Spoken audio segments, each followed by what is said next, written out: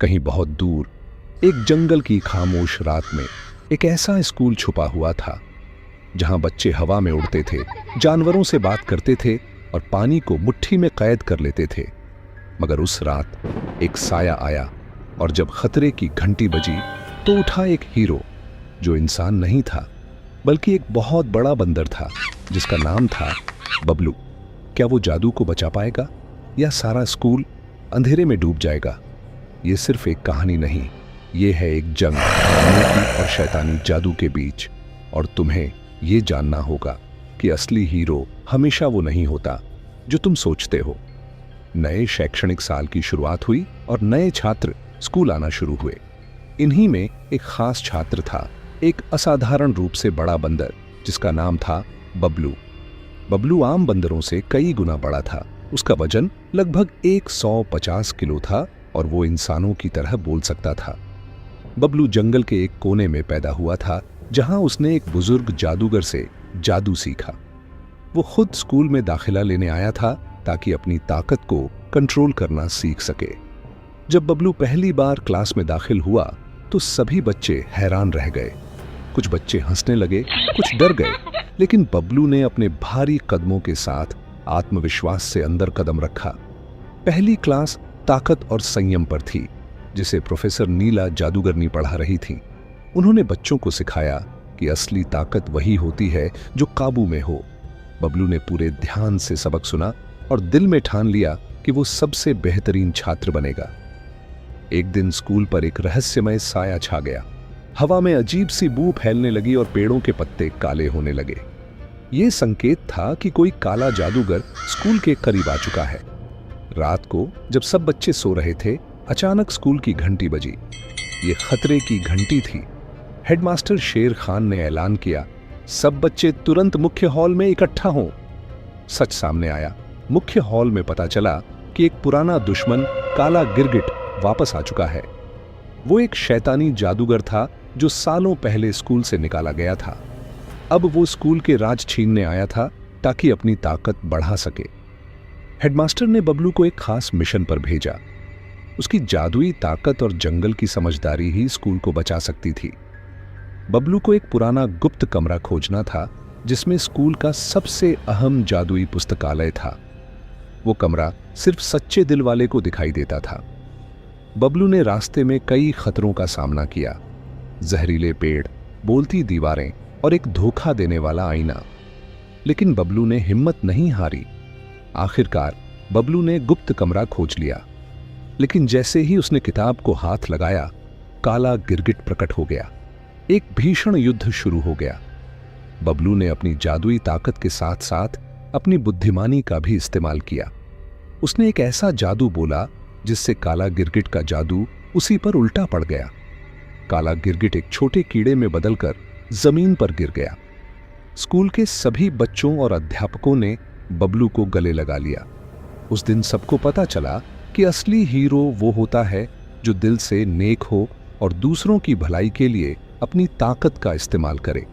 Headmaster शेर खान ने बबलू को स्कूल का रक्षक का खिताब दिया। अब बबलू सिर्फ एक छात्र नहीं था बल्कि सब बच्चों का पसंदीदा दोस्त बन चुका था। उसकी बातों में दूरदर्शिता थी और उसकी मौजूदगी में सबको सुरक्षा महसूस होती थी। वो स्कूल के पुराने राजों का रक्षक बन गया था। वो छोटे बच्चों की मदद करता, नए छात्रों का स्वागत करता और हंसी मजाक से माहौल को खुशनुमा रखता। स्कूल में अब हर साल बबलू डे मनाया जाता था, जिस दिन उसने काला गिरगिट को हराकर स्कूल को बचाया था। मगर कहानी यहीं खत्म नहीं हुई। हेडमास्टर ने बबलू से कहा, बहादुरी का काम कभी खत्म नहीं होता। हो सकता है एक दिन तुम्हें पूरी दुनिया को बचाना पड़े। बबलू ने आसमान की ओर देखा, अपने हाथ में मौजूद छोटे से तारे को देखा जो उसे गुप्त कमरे में मिला था और मुस्कुराकर बोला, मैं तैयार हूं। अगर जरूरत पड़ी तो मैं वापस आऊंगा और इस बार सिर्फ स्कूल नहीं, पूरी दुनिया के बच्चों को बचाऊंगा। रात के सन्नाटे में आसमान पर एक जगमगाता तारा प्रकट हुआ। वो बबलू की नई मुहिम की शुरुआत थी। यह थी कहानी जादुई स्कूल, एक बड़े बंदर और उसकी बहादुरी की। ये हमें सिखाती है कि ताकत के साथ साथ अक्ल, दिल की नरमी और नेकदिली भी जरूरी है। और कभी-कभी सबसे अनोखे हीरो ही सबसे बड़े कारनामे अंजाम देते हैं। कुछ दिनों से जंगल में एक जानलेवा बीमारी फैल गई थी। इस बीमारी के कारण कई जानवर बीमार हो गए थे और एक एक कर अपनी जान गंवा रहे थे। देखो, यह समय रोने धोने का नहीं है, बल्कि हमें सबको एकजुट होकर इस बीमारी से लड़ना होगा। लेकिन इस बीमारी का कोई इलाज नहीं था और जंगल के सभी निवासी बहुत परेशान थे। एक जानवर ने कहा, मेरी बेटी मेरी आंखों के सामने तड़प तड़प कर मर गई और मैं मजबूर थी, उसे बचा नहीं सकी। तभी खबर आई कि एक हाथी भी इसी बीमारी की वजह से मर गया। आज तो हाथी भी हमें छोड़कर चला गया।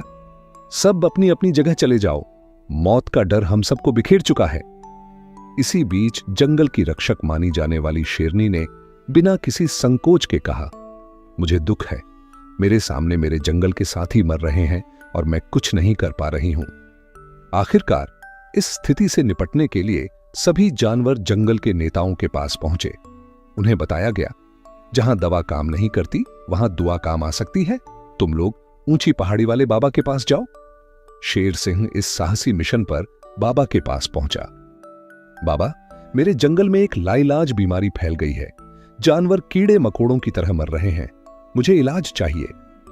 बाबा ने कहा, इलाज के लिए तुम्हें एक जादुई दुनिया में जाना होगा। एक पुराने मंदिर के भीतर दरवाजा खुलेगा, वहीं से तुम्हें रास्ता मिलेगा। शेर सिंह बाबा की अनुमति लेकर मंदिर की ओर निकल पड़ा। बहुत प्यास लगी थी, लेकिन चलते चलते उसे मंदिर दिखाई दिया जहां लिखा था, अंदर जाना मना है। फिर भी बाबा की बात मानकर वह दरवाजा खोलकर अंदर चला गया। दरवाजा अपने आप बंद हो गया और तभी एक अजीब सी रोशनी उसकी ओर बढ़ने लगी। वह एक अनोखी और जादुई दुनिया में पहुंच चुका था, जहां सब कुछ सोने का था, पेड़, पत्ते, फल, सब कुछ। वह हैरान होकर आगे बढ़ा और देखा एक अजीब जीव, आधा इंसान आधा जानवर, जो मुस्कुराते हुए गुजर गया।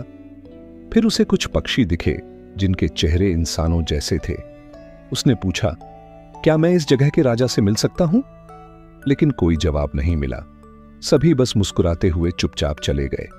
फिर एक पक्षी बोला, जिस चीज की तुम तलाश कर रहे हो, ये लो, सोने के पत्ते, लेकिन ये तुम्हारे लिए नहीं है। वह पक्षी आगे बढ़ा और बोला, इन्हें वापस फेंक दो और अपनी मर्जी से यहां से चले जाओ। आखिरकार थक हार कर शेर सिंह एक पेड़ के नीचे बैठ गया। यहां सब कुछ सोने का है, पर मुझे बीमारी की दवा चाहिए, धन दौलत नहीं। वह पानी की तलाश करता है। तभी मंदिर के पास एक नदी दिखाई देती है, जिसमें साधारण पानी बह रहा था, बिल्कुल राजसी नहीं। वह पानी पी लेता है। जैसे ही वह पानी पीता है,